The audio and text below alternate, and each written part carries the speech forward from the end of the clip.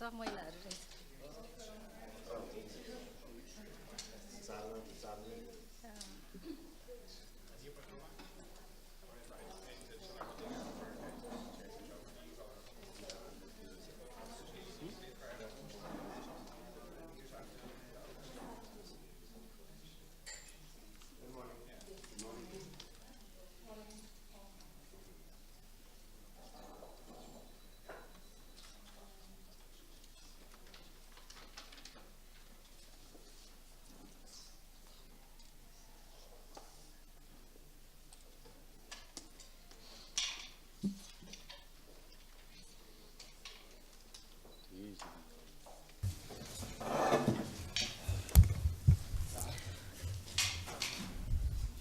Good morning. My name is Ria Voorhaar. I'm with the Global Strategic Communications Council, and it's my pleasure to welcome you all here this morning for this opening press conference of the Planetary Security Conference. Now, the Planetary Security Conference is the preeminent gathering of experts in this field, and the theme of this year's conference is From Analysis into Action.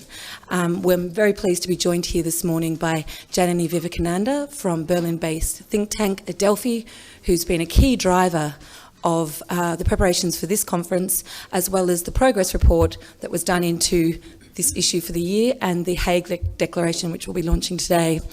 I'm joined also by His Excellency Hassan, Janabi, Iraq's Water Minister, who's going to speak to what it's like when climate change drives resource scarcity on the ground. I'm not the foreign minister. Did I say water? I'm foreign. Sorry, excuse me. It's your accent. And also the General Director of the Dutch Foreign Affairs Institute, Clingendael, Monika Dhian, and her colleague and leader of the Planetary Security Initiative, Louise van Schaik. Thank you very much to my panellists. They will give some opening remarks and then we'll open the floor to questions. So first I'd like to hand the microphone to Janani. Thank you. Thanks so much, Ria. So we are absolutely delighted to be here today to launch the Hague Declaration on Planetary Security. Why do we need a declaration on planetary security? We know now that climate change affects human security. It's already affecting and in some cases driving human insecurity and conflict. We're seeing this play out through different pathways, such as through migration, through increased pressures on resources, on terrorism, and so we need to move from just analysis to action, and that's what we have. We have a plan set out in this agenda for action. The planetary security, the Hague Declaration on Planetary Security sets out a pathway for us. It's the first declaration of its kind, which helps us move from just thinking about the issue, from understanding the issue, to actually thinking about what to do with it. So what does it actually do? What does the Hague Declaration on Planetary Security do? It sets out concrete steps, 6 action points for those of us gathered here today and beyond, working on climate change and security issues, to actually address the issues that we're facing. Around the issues that the conference is focused on, around migration, around urbanization, the pressures that climate change puts on urbanization, and it focuses on specific geographic regions, on Mali, on Iraq, and the Lake Chad Basin, 3 areas which are particularly affected by the pressures that climate change places on human security. We are delighted that we already have 45 signatories from over 17 countries, including 7 ministers and 24 heads of institutions, key institutions working on climate and security, including the 26th President of the Prime Minister of Australia, the Foreign Minister of the Netherlands, and the Foreign Ministers of Sweden and of Belgium. So we are really pleased that this declaration brings together high-level advocates working on climate change and security to really help us move from analysis to action to actually start addressing the challenges that climate change is presenting to security today. Thank you. Thank you very much. Of course, there is a specific point on Iraq in this declaration, so I'm very much interested in that. But the declaration itself is, as you can see, it has a global outlook on issues related to climate change and peace, with specific issues or problems that we are facing as in Chad, Mali, or Iraq. As far as Iraq is concerned, the issue of climate change in the scheme of challenges that we are facing is still very formidable. However, because of the threats and of terrorism and the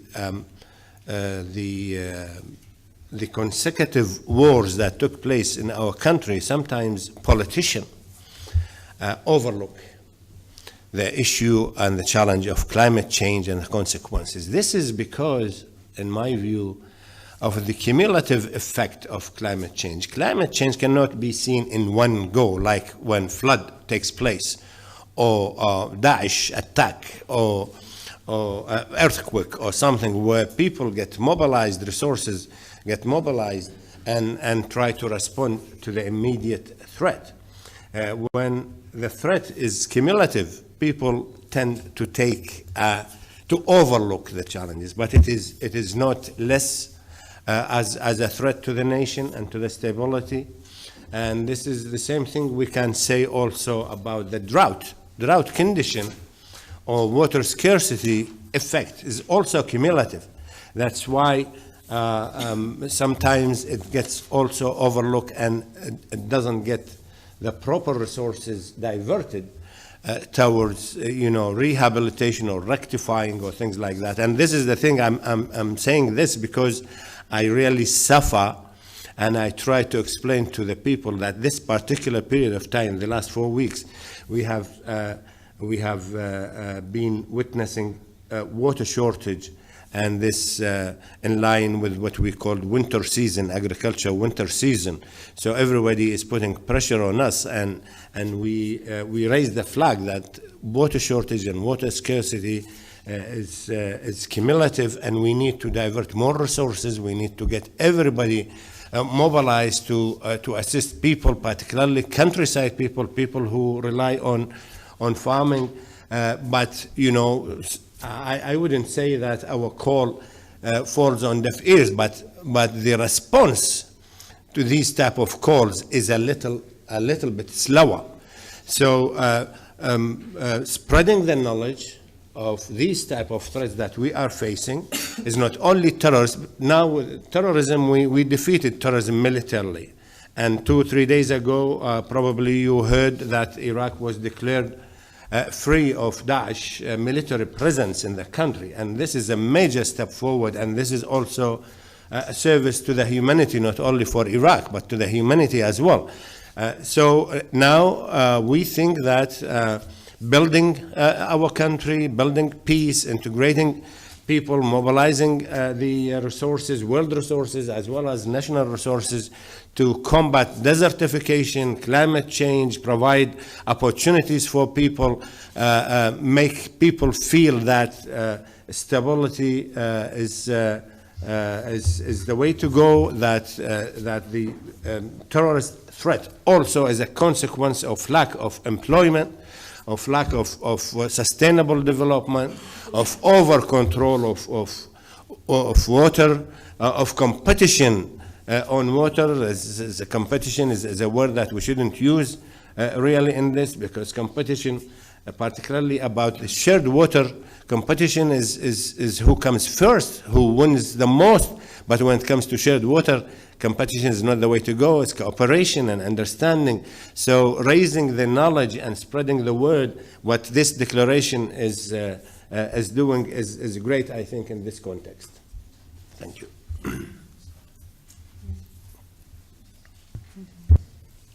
Yes, thank you so much. I think this illustrates that on many places on this planet, the situation is really grave. You could say it's on fire, and we need maybe a fire brigade to address the issue of climate change.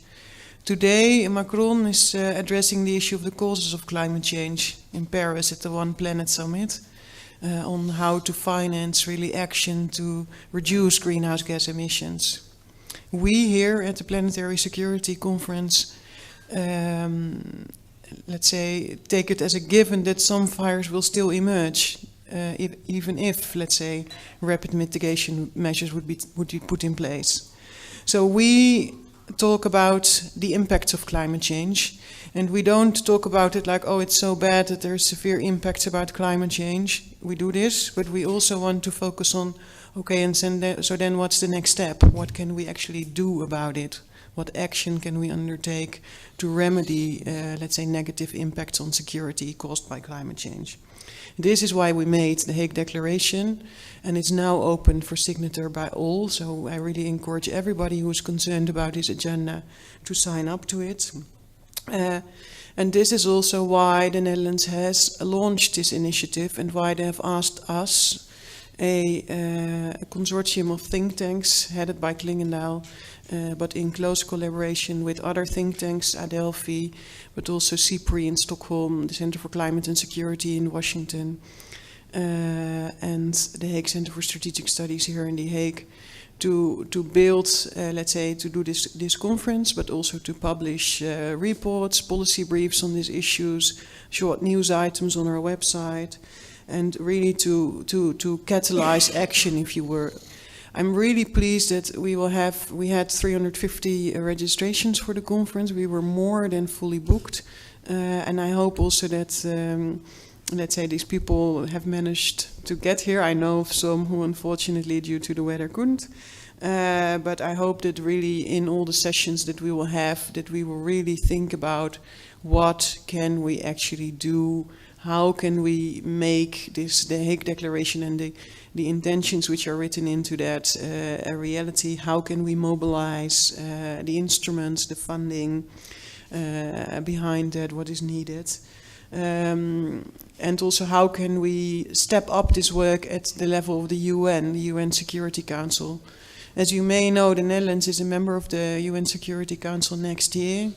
And the Netherlands is very keen to also include this issue during its presidency. It will be at the helm in March 2018. And yeah, it's really needed to create an institutional home. And it's also needed at the UN to work together with others, because frankly, not everybody in the UN Security Council, not all the permanent members are already convinced about, let's say, climate change being a threat to security and not being only a reducing greenhouse gas emissions topic. Thank you. Thank you all very much. I think there's an increased awareness among the wider public in Europe, on the one hand of the enormous refugee and migration flows, with all the suffering for the people involved with the refugee crisis over the last few years. This has really arrived at the doorstep of the people in Europe, leading to increased awareness and engagement. On the other hand, extreme weather conditions have also contributed to awareness among the wider public in Europe of climate risks, the floods in South Asia, the hurricanes in the Caribbean. This has all contributed to an increased awareness, and the theme of today is that these are linked, climate risks, migration, refugee flows, security. These are intimately connected, and as we see in the climate catastrophe in Lake Chad, in Iraq, and in Mali, the three cases that we will focus on during the conference, we see how urgent this link is, and that we really need to invest in climate problems to deal with the migration and refugee and security risks that develop as a consequence of that. I really welcome the Planetary Security Initiative for that. It doesn't only assemble knowledge, but it also engages people for action.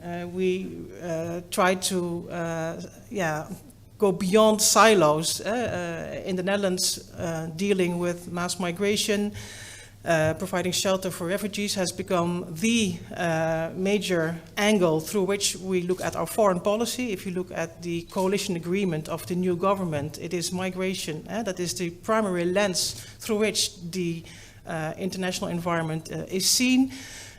If we do that, we need to connect that with the root causes of mass migration and refugee flows, and climate risks are prominent among those. So it's each time dealing with the urgent crisis, like in the three regions that we focus on during the conference, but also trying to move beyond the grueling histories of yesterday and today, to focus on the long-term strategies that are needed, in which we integrate the warming of the world, what we do about it, to deal with these issues. So I think we should use the momentum of that increased awareness among the public, having you all gathered here in The Hague with people in the region that are living through these consequences of climate risks. And try to get one step further. So thanks very much, and we are open for questions from your side. Thank you. If I could ask my colleague with the microphone to step forward.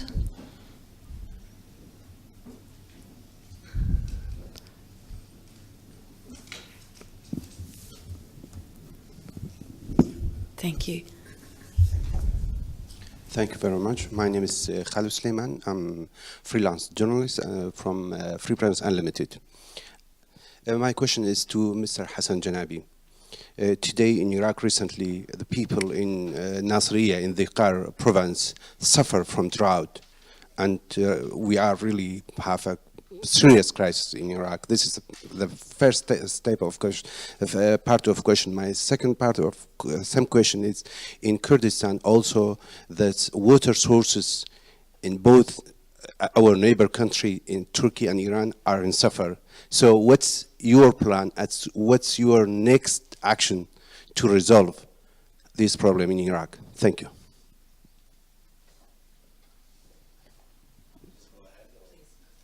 Thank you, Khalid, for this question. Yes, you've been following the developments related to water in Iraq. Yes, we have demonstrations. We have a lot of anger among the people in the southern parts of Iraq because of lack of water or access to water. This has happened because of two issues. First, is as a natural decline in water resources, which is a delay in the rainfall seasons. That rain has not happened yet, as it used to be throughout our history in October and November. So that period is very important. We have the winter season starting, the cultivation of wheat, upon which nearly 20% of the population are dependent. So with the lack of water, they could not really crop. And they, of course, with the lack of water, they get impoverished. And so the happiness of defeating Daesh and the terrorists, where most of those people also from other part of the countries volunteered to defeat the terrorist organization. Now, after this defeat, they go back to their farms. They try to conduct normal life, but there is no water. So the other thing is the over control on the shared water resources. So most of our water that used to flow naturally to Iraq in its entirety is starting in the 80s to be controlled, fully controlled by our neighbors, Turkey and Iran in the south.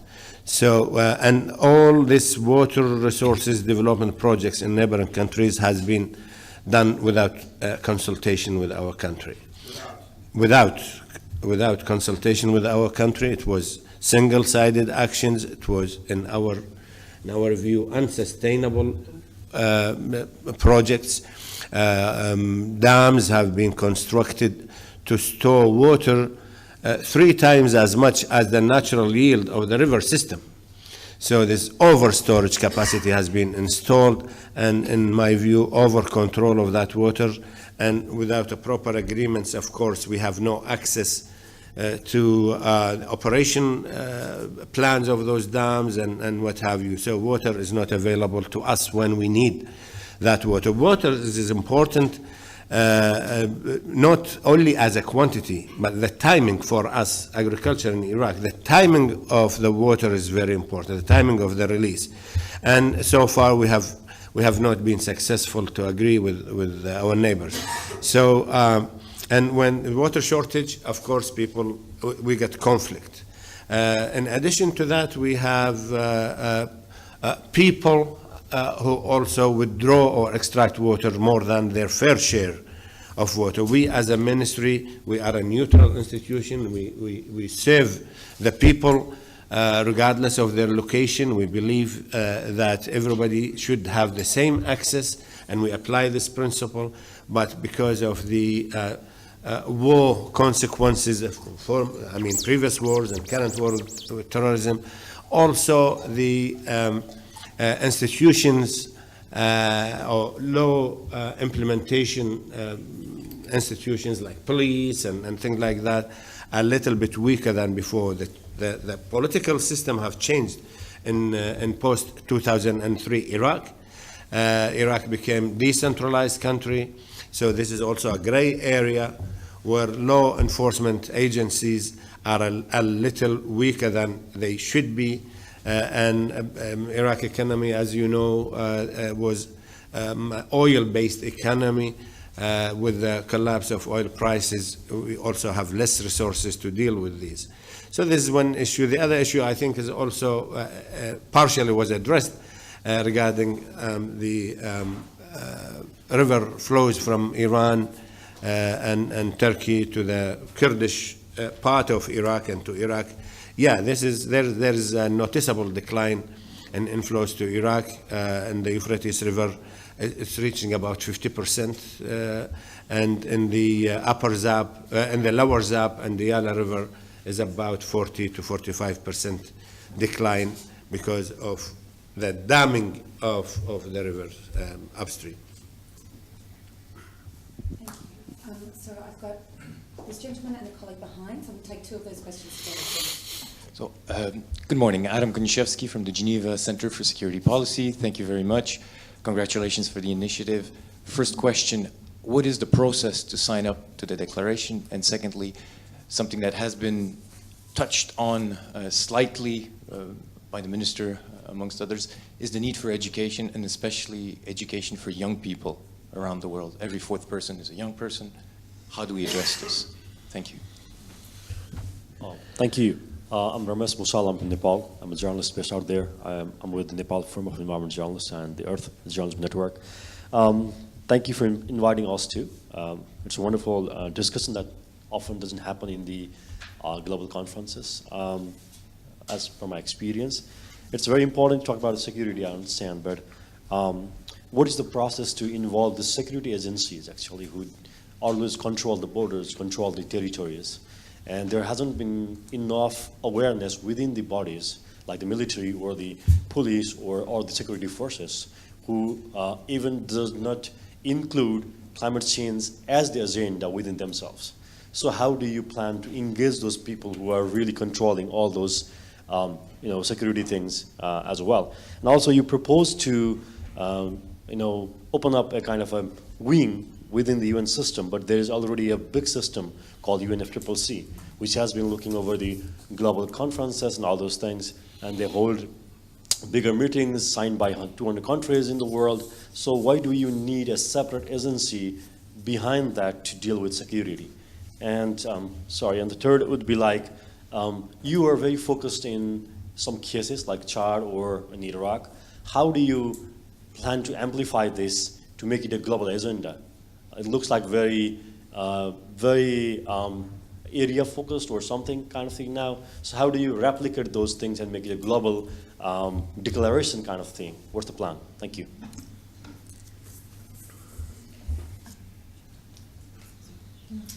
How to sign? Perhaps I can start first. That the declaration is now, I think, on our homepage. Yeah, it's on our homepage, and everybody can sign up to it. So we monitor who signs up. And that means that also, in theory, all young people could sign up to it. So everybody with a keen interest in this topic, who is concerned about this topic, can sign up to it. And you can either sign up in personal capacity or on behalf of your organization/country. So we've seen that people also use this option. Some people prefer, to show my country is behind this agenda, and others prefer I'm personally behind this agenda. With regard to your question on young people, I also want to emphasize that also on our website, and also it will be featured during this conference, is the new course, the open course by UN Environment on environment and conflict, the MOOC course that was just launched.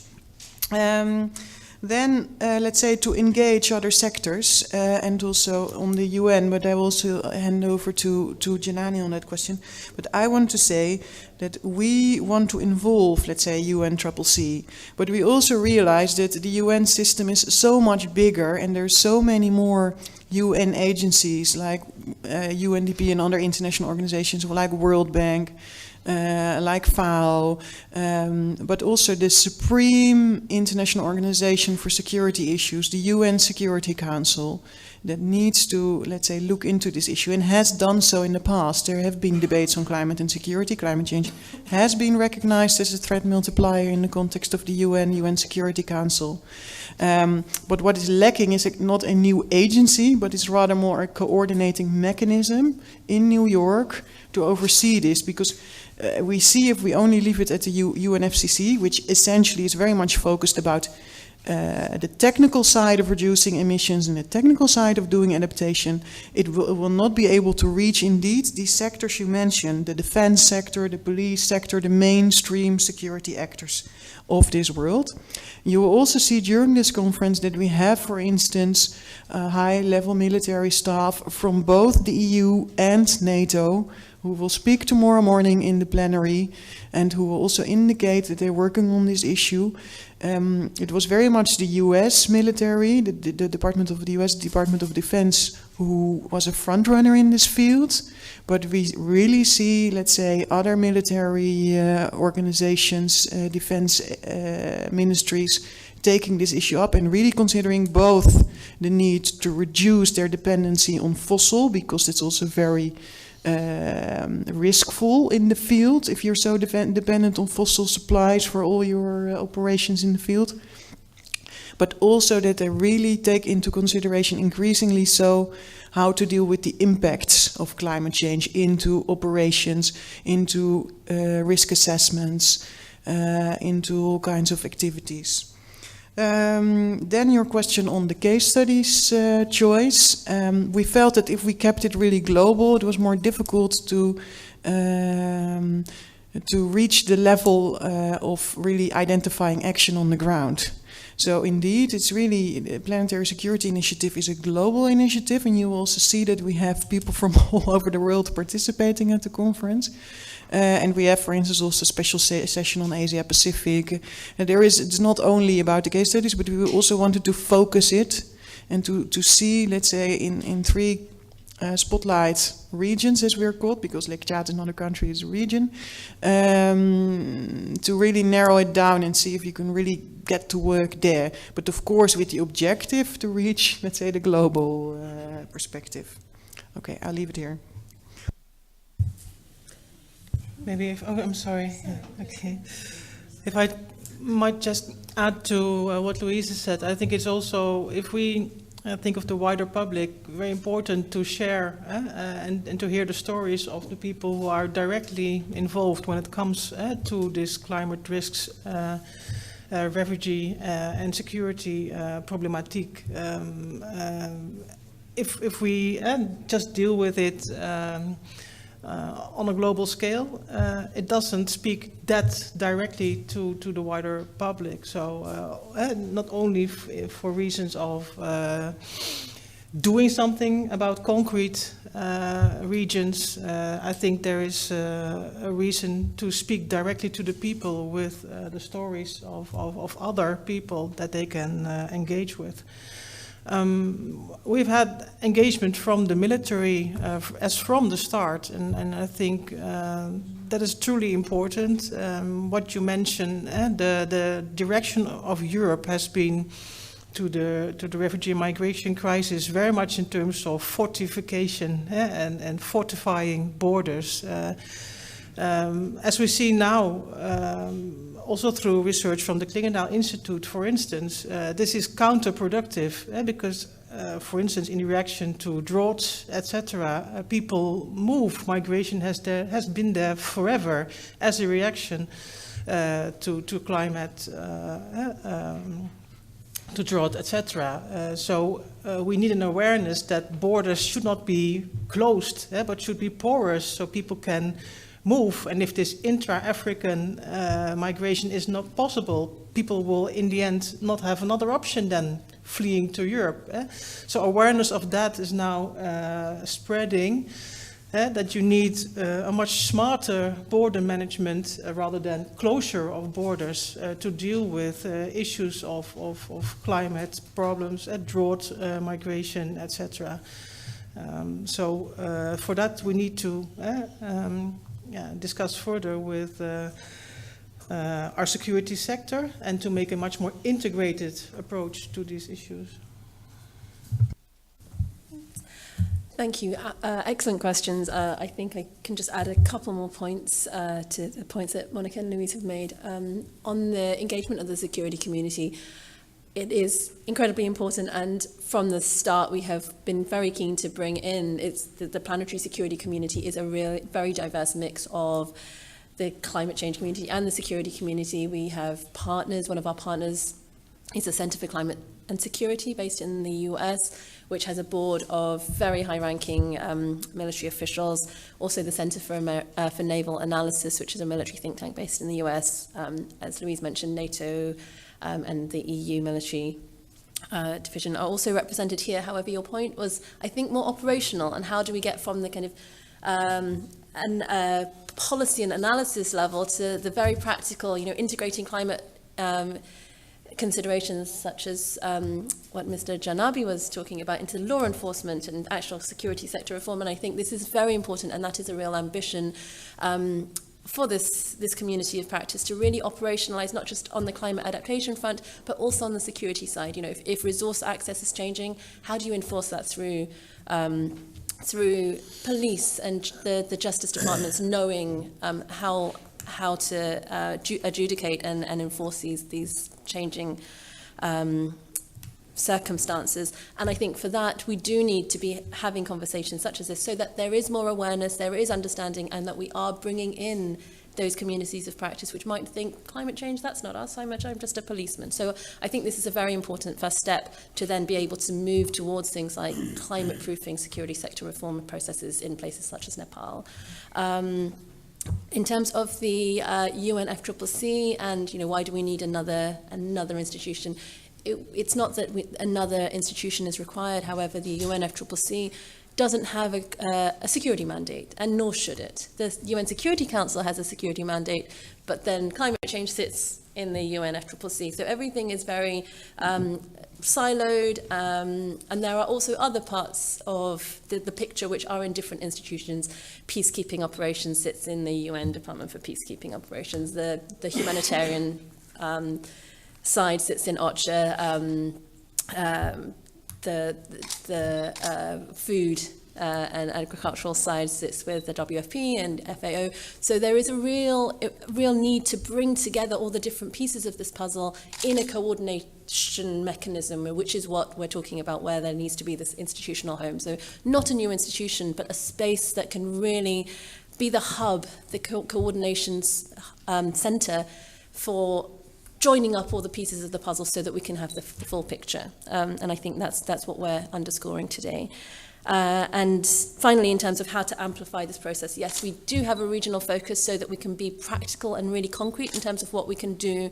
But the idea is that this is a global community of practice. So we want to, through this conference and through the conversations, identify what's working on the ground in Iraq or in Mali and in Lake Chad, and what can be replicated, what's relevant to your context in Nepal or in the Pacific Island states. So yes, we have specific geographic foci, but then we can use that to then, through our people, through the community of practice that we're building, have a global outreach that we're aiming for, since it is a planetary security conference.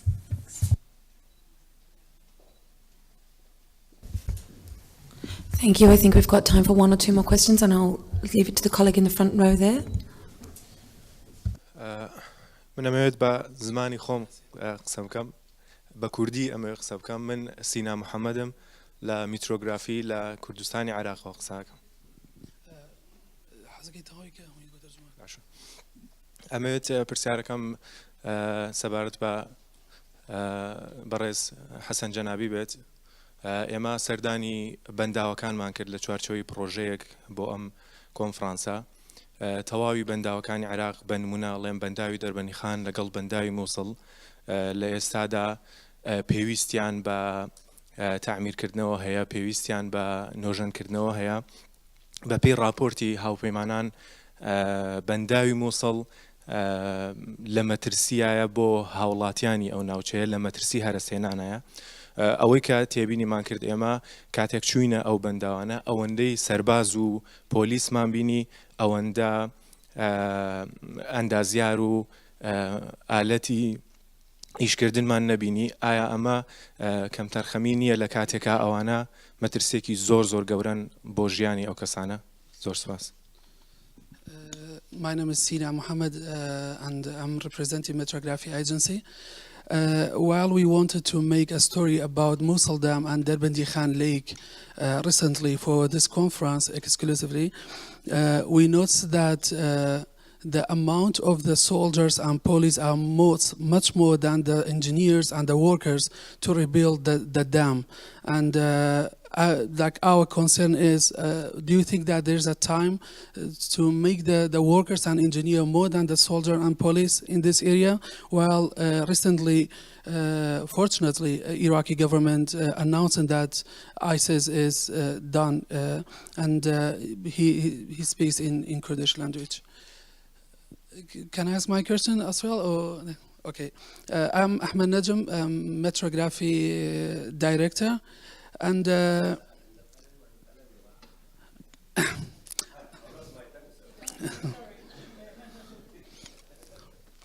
we are really keen to get all the answers of our questions. While we are not news agency, we are photo agency, but we have a network of 73 photographers and videographers from Basra to Zakhwa. That's mean all around Iraq. The first question of mine is, while we wanted to go to Mosul Dam 45 days ago, it took us 40 days just to get an access to go to Mosul Dam and make a story about the future of this dam. And we were making a joke like taking cocaine between the borders was much more easier to go to Mosul Dam and making a story. This is our joke recently. And the second question is how often your department is following up for all the stories and photos that it have been made by the foreign photographers or writers. Because since 2013, according to our research, there's 55 stories about the Mosul Dam and the fall of Mosul Dam, but it's not translated to Arabic or Kurdish, and it's it's not a really big matter in Iraq. And my last question is, and it's a yeah, because it's been for a while we wanted to ask this question, and yeah, and the last and not the least. One of our female photographer, her name is Binar Sardar. She's living in Suleymania. She traveled from Suleymania to Jabaish, marshlands, just alone. In this recent situation while we had ISIS and not really stable situation, she made a story about the marshlands and all the dryers place in Iraq. But it had been published in 8 international publication, but when we translated it to Arabic and Kurdish, there were no comment about it. And now she's living in the Netherlands, and she called me just to ask this question why your department is not following up all the article and the photos that we are as an Iraqi making it. Thank you.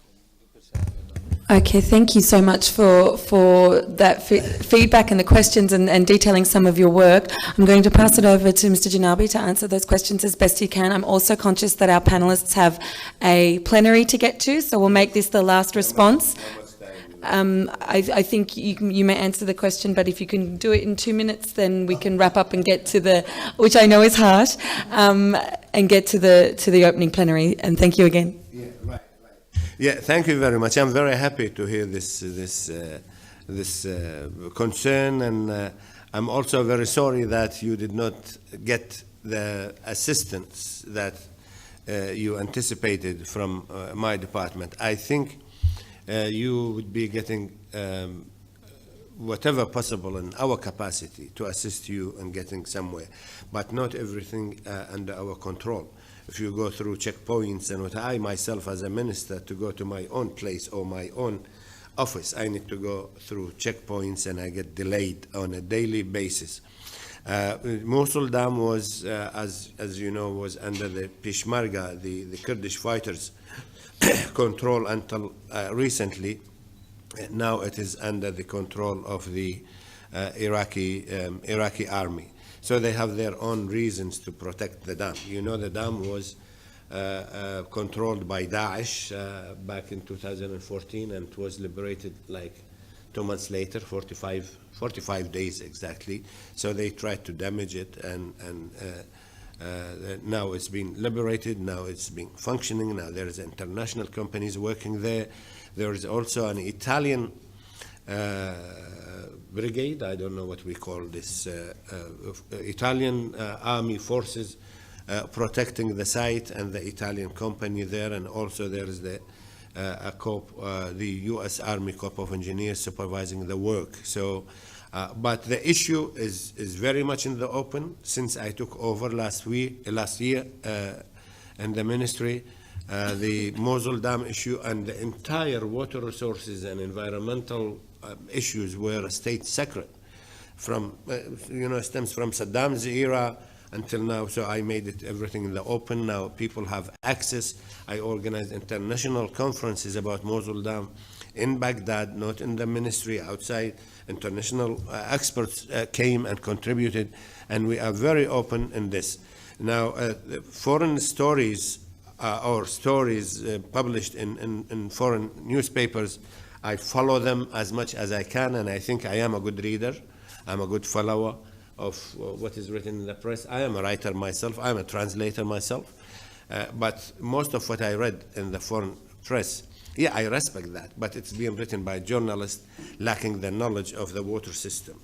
So they exaggerate, they make sensational issues, they play with the security of the people, they exaggerate with the threat. They say, for example, Mosul Dam is more dangerous than ISIS. This is in an I think in Newsweek or whatever. So these type of things, they are not right at all. We don't hide any information regarding this. We know that there is a risk, and we know that we are doing something, and we are open for everybody who would like to know or to contribute to enhance the security and the safety of the dam. Regarding the Chubaish and the visit by your journalist, I of course appreciate that. I myself, I don't know how much you know about me. I was the person in charge of the restoration of the marshlands in Iraq, and it is good for me to have anybody to come and write and live the story of the marshlands And as you know, marshlands has been registered on the World Heritage List last year, and I was the head of that committee in charge of enlisting. So I'm very happy. Sorry I did not meet your colleague, but if I'll be here for another couple of days if she comes. And I can organize for you, for anybody, visit to the marshlands, and you can write whatever. Now, of course, not every story written somewhere, it needs to be, to have an official response to that. So this is beyond our, maybe it's not that sensational, maybe it's not that well written, but maybe also there is no, it needs a little bit of promotion. The good people, good journalists, not always have the right place where they can publish the thing. I think this is enough. I can talk about this until the cow comes home. So it's impressive to meet a minister with that depth of experience in the field. Yeah, sorry, I did not address the issue when he said that more soldiers than workers. This is just unfortunate. We're talking about security, climate change, water scarcity. These issues. Our country was a target for this terrorist attack, and before that, multiple series of wars and destruction. I don't want to see soldiers everywhere. I don't want to see people in uniform everywhere. I used to be an NGO activist. I used to be in the opposition to the former regime, who militarized our society. But certain things but now is not the case. Dhian Dam, of course, since the 90s was under the KRG, the Kurdish Regional Conference, the government, and there was no soldiers present up to this moment. There is no soldier. Maybe you're talking about Mosul Dam? Yes. Thank you. Thank you so much. I have a feeling we've tapped a rich vein there and could probably keep going, but at this point I would like very much to thank everybody for their time, and I thank you for joining us at this press conference today. Please do go online and read the declaration and consider signing it. And I look forward to 2 days of rich discussions in this vein. Thank you again, everyone.